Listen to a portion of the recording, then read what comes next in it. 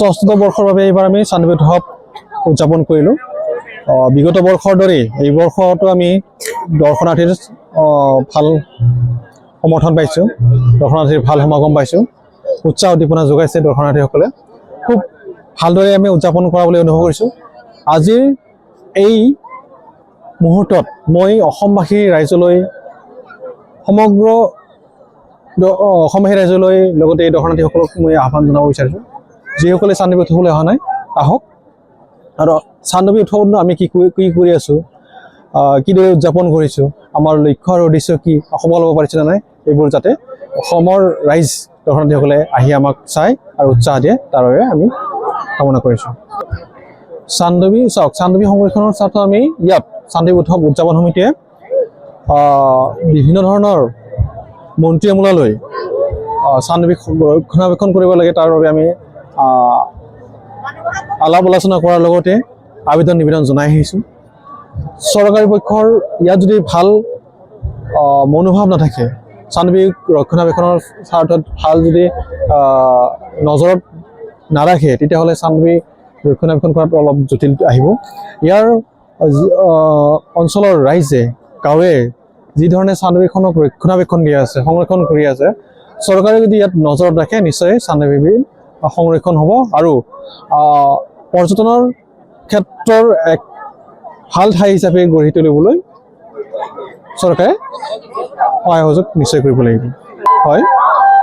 বন বিভাগ ইয়াত আছে যদিও প্ৰায়খিনি ক্ষেত্ৰত আমি দেখা পাওঁ, যিখিনি সময়ত আমাৰ অনুভৱ হয় যে বন বিভাগৰ প্ৰয়োজন আছিল, সেই সময়ত আমি তেখেতলোকক নাপাওঁ। গতিকে বন বিভাগো ইয়াত নজৰত ৰাখিব লাগিব। বিলখনৰ মাজত অহা পৰিভ্ৰমী চৰাই হওক, চৰাই চিৰিকটি বা গছ গছনিসমূহ ৰক্ষণাবেক্ষণ দিয়াত বন বিভাগৰ গৰুৰ দায়িত্ব আছে। প্ৰতি বছৰৰ নিচিনাকে এইবাৰো চান্দুবিৰ এই মহোৎসৱ ইতিমধ্যে 5টা দিন খুব সুন্দৰভাৱে উলহ মালহেৰে সম্পূৰ্ণ কৰা হ'ল আৰু আজি শেষৰটো দিন। আৰু আমি আজিও দেখিছোঁ যে হাজাৰ হাজাৰ লোকৰ ইয়াত তেওঁলোক আহিছে আৰু এই চান্দুবি মেলাৰ যি মাদকতা আচলতে সমগ্ৰ অসমতে নহয়, আচলতে অসমৰ বাহিৰতো এই চান্দুবি মেলাৰ এই মাদকতাৰ প্ৰভাৱ আছে। গতিকে সকলোৰে মাজত চান্দুবি বিলৰ কথা সকলোৱে জানে আৰু এই চান্দুবি বিলৰ সৌন্দৰ্যতাৰ মাজত এই সুন্দৰ মেলাখন বছৰ বছৰ আমি দেখিছোঁ যে ইয়াত মানে ৰাইজৰ সমাগম বাঢ়ি আছে। গতিকে আশা কৰিম যে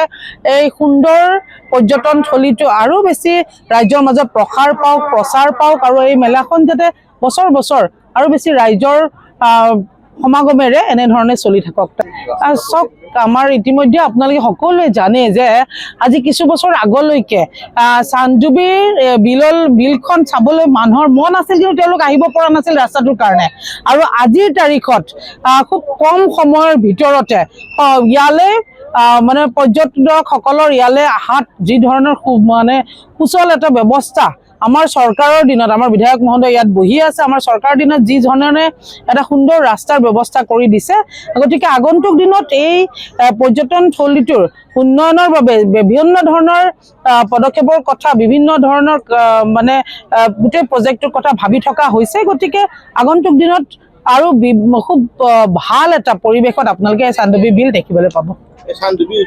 আমাৰ যিসকল উদ্যোক্তা আছে, মই আহি থাকোঁতে আমাৰ বিধায়ক মহোদয়ৰ লগত ইতিমধ্যে কথা পাতি আহিছোঁ যে এই আমাৰ এই অনুষ্ঠানটো যি ধৰণে উদ্যোক্তাসকলে অনুষ্ঠিত কৰি আহিছে, আমি যদি তাৰ লগত আমাৰ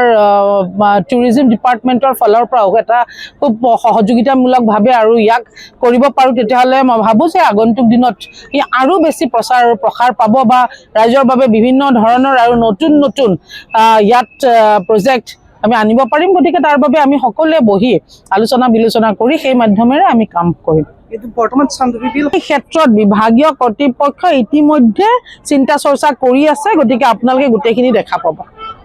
সকলোৰে আজি মনবিলাক অলপ সেমেকা আমাৰ যে আমাৰ 5 দিনীয়া যি চান্দুবি ফেষ্টিভেল আমি আয়োজন কৰোঁ, আমাৰ বিশেষকৈ ৰাভা আমাৰ ছাত্ৰ সংগঠন যি আমাৰ আছে, লগতে আমাৰ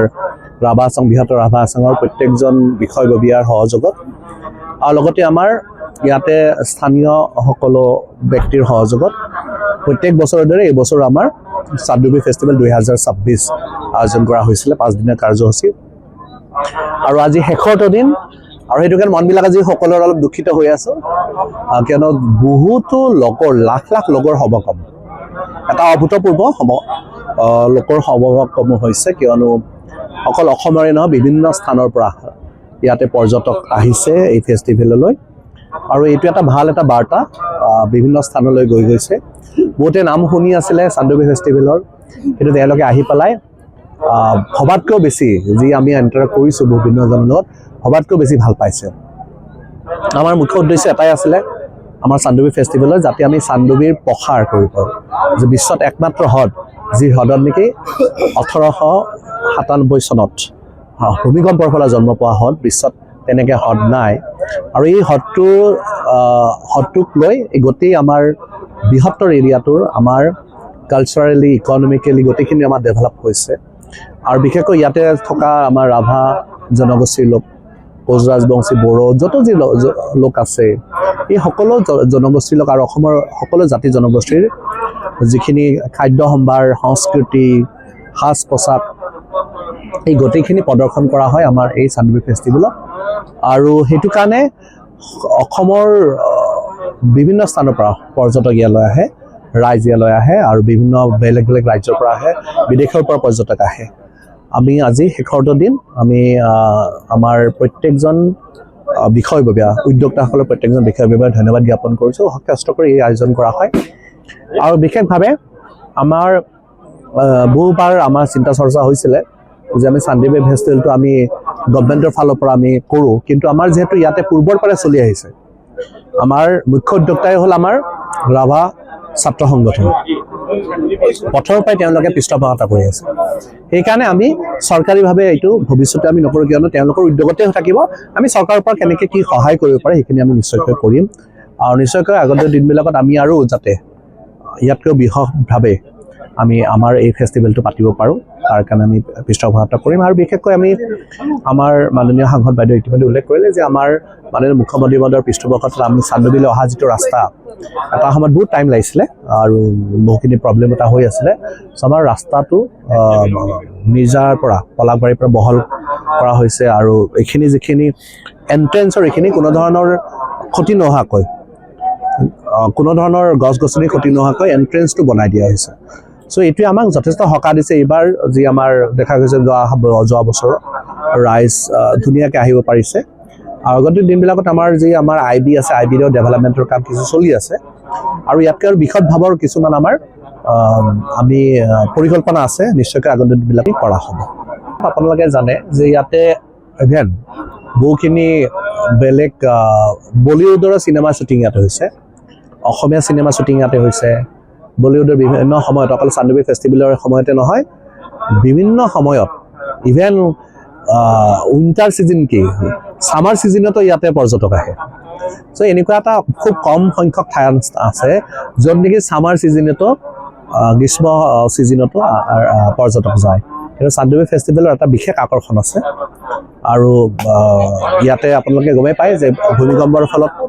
সৃষ্টি হোৱা এটা হ্ৰদ আৰু ধুনীয়া হ্ৰদ এনেকুৱা ধুনীয়া হ্ৰদ বিশ্বত খুব বিৰল আৰু সেইটো কাৰণে আমাৰ আগন্তুক দিনবিলাকত আমাৰ কিছু আমাৰ প্লেনিং আছে এই প্লেনিংখিনি কৰি আৰু কিদৰে আমাৰ পৰ্যটক এখন বিশ্বৰ পৰ্যটনথলীলৈ কিদৰে গঢ়িব পাৰি আমাৰ চান্দুবিলৈ তাৰ প্ৰতি আমাৰ যি দায়িত্ব সেই দায়িত্ব আমি পালন কৰিম ধন্যবাদ প্ৰথমতে আমাৰ চান্দুবি উৎসৱ উদযাপন সমিতিৰ তৰফৰ পৰা দেৰিকৈ হ'লেও ইংৰাজী নৱবৰ্ষ শুভেচ্ছা জনাইছোঁ আৰু আহি থকা যি মাঘ বিহুৰ ওলগ যাচিছোঁ সদৌতুলিকে আপোনালোকে সকলোৱে জানে বা আপোনালোকৰ ভূমিকা এটা আছে চান্দুবি উৎসৱৰ মূল লক্ষ্য আছিলে প্ৰকৃতি সংৰক্ষণ কৰিব লাগে জৈৱ বৈচিত্ৰ্য সংৰক্ষণ কৰিব লাগে চান্দুবিক সংৰক্ষণ কৰিব লাগে আৰু সেই মত লৈ পেলাই আমি আলোচনা বিলোচনা কৰি চান্দুবি উৎসৱ আয়োজন কৰিছিলোঁ এইবেলি 16তম বছৰ আৰু ইয়াত চাৰিওকাষে থকা চান্দুবি তথা ইয়াৰ জৈৱ বৈচিত্ৰ্য সংৰক্ষণ ইয়াৰ চাৰিওকাষে থকা যিখিনি নিগোষ্ঠীয় জনগোষ্ঠী আছে তেখেতসকলৰ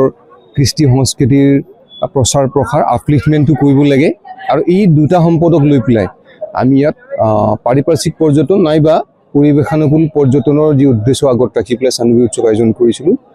তাত লাহে লাহে আমি যিধৰণে সজাগ হৈছোঁ ইয়াত জনসাধাৰণ সচেতন হৈছে বা দৰ্শনাৰ্থীক বা পৰ্যটকে আমাক যিধৰণে সহযোগিতা আগবঢ়াইছে তেওঁ সকলোকে আমি ধন্যবাদ জনাইছোঁ। আৰু 16তম বৰ্ষৰ অনুভৱ এনেকুৱা, আমি যি উদ্দেশ্য লক্ষ্যৰ আগত ৰাখি পেলাই উৎসৱ আয়োজন কৰিছিলোঁ, ইতিমধ্যে ইয়াৰ চৌপাশৰ জনসাধাৰণ প্ৰকৃতি সংৰক্ষণ, জৈৱ বৈচিত্ৰ্য সংৰক্ষণৰ ক্ষেত্ৰত যথেষ্ট সচেতন হৈছে। আৰু ইয়াত চানডুবিত থকা প্ৰতিটো জৈৱ বৈচিত্ৰ্যৰ যি মানে প্ৰাণীকুলেই হওক, জীৱকুলেই হওক, পাহাৰৰ সম্পদেই হওক বা সমভূমিৰ সম্পদেই হওক, তেখেতসকল সংৰক্ষণৰ ক্ষেত্ৰত যথেষ্ট সচেতন হৈছে। আমাৰ মূল বাণীটো হ'ল সাম্প্ৰতিক সময়ত বিশ্বত পৰিস্থিতিতন্ত্ৰৰ যি অৱক্ষয় হৈছে আৰু প্ৰকৃতিৰ প্ৰতি যি ভাবুকি আহিছে, তাৰ বিৰুদ্ধে এখন নীৰৱ সংগ্ৰাম আমি কৰিম। আৰু তাত কেৱল ইয়াত থকা যিখিনি সম্পদ, সেই সম্পদখিনি আমি সংৰক্ষণ কৰিব লাগে, আপলিফ্ট কৰিব লাগে, আৰু তাত মূল্য আৰোপ কৰি পেলাই যাতে এটা পৰ্যটন কেন্দ্ৰ আমি গঢ়ি তুলিব পাৰোঁ। আৰু এই পৰ্যটনটো এনেকুৱা নহয় কেৱল ৰাজ্য ভিত্তিত থাকিব, আমি ইয়াক বিশ্বমানৰ পৰ্যটন ক্ষেত্ৰলৈকে লৈ যাব লাগিব। আপোনালোকে সকলোৱে জানে চানডুবি এটা ইম্পৰ্টেণ্ট বাৰ্ড এৰিয়া। তো ইয়াত পৰিভ্ৰমী চৰাইৰ যিটো জৈৱ বৈচিত্ৰ্য আছে, সেইটো এটা যথেষ্ট মন কৰিবলগীয়া। তাৰোপৰি ইয়াত জেলিফিছৰ দৰে অতি ক্ষুদ্ৰকায় প্ৰাণীৰো ইয়াৰ আৱিৰ্ভাৱ আমি পাইছোঁ। গতিকে এই ক্ষেত্ৰত চানডুবিৰ যথেষ্ট গুৰুত্ব আছে। মাত্ৰ আমাৰ ক'ব লগা এটাই, ৰাইজে যি ধৰণৰ সহযোগিতা আগবঢ়াইছে, এই ক্ষেত্ৰত যাতে চৰকাৰ বিভাগ অৰ্থাৎ পৰ্যটন বিভাগ, বন বিভাগ আৰু অসম চৰকাৰ সকলোৱে যাতে সহযোগিতা আগবঢ়ায়। কাৰণ আমি যি মত লৈ কাম কৰিছোঁ, কাৰণ প্ৰকৃতিক বাদ দি কোনো ধৰণৰ মানৱ সভ্যতা জীয়াই থাকিব নোৱাৰে। ইয়াৰ যিটো পৰিস্থিতিতন্ত্ৰ আছে, পৰিস্থিতিতন্ত্ৰক যদি আমি নিয়ন্ত্ৰণত ৰাখিব নোৱাৰোঁ, তেনেহ'লে আহি থকা সময়ত নতুন প্ৰজন্ম যথেষ্ট প্ৰত্যাহ্বানৰ মুখামুখি হ'ব। আৰু সেইকাৰণেই আমি আশা কৰোঁ চানডুবি উৎসৱ বেলেগ উৎসৱতকৈ সাধাৰণতে বেলেগ হৈ থাকিব লাগিব, ব্যতিক্ৰম হৈ থাকিব লাগিব। আৰু ইয়াত থকা নিগোষ্ঠী কৃষ্টি সংস্কৃতিক সংৰক্ষণ, আপলিফমেণ্ট, এই গোটেইখিনি সামৰি আমি যি 3-5 দিনীয়া কাৰ্যসূচী ৰূপায়ণ কৰিলোঁ, যথেষ্ট জনসাধাৰণক মানে আমি সঁহাৰি লাভ কৰিছোঁ। আহি থকা দিনত চানডুবি উৎসৱত আমি সমগ্ৰ বিশ্ববাসীৰ সহযোগিতা আশা কৰিম। আপুনি এটা সুন্দৰ কথা যিকোনো খবৰৰ বাবে যোগাযোগ কৰক আমাৰ এই নম্বৰত 9181 307 2221।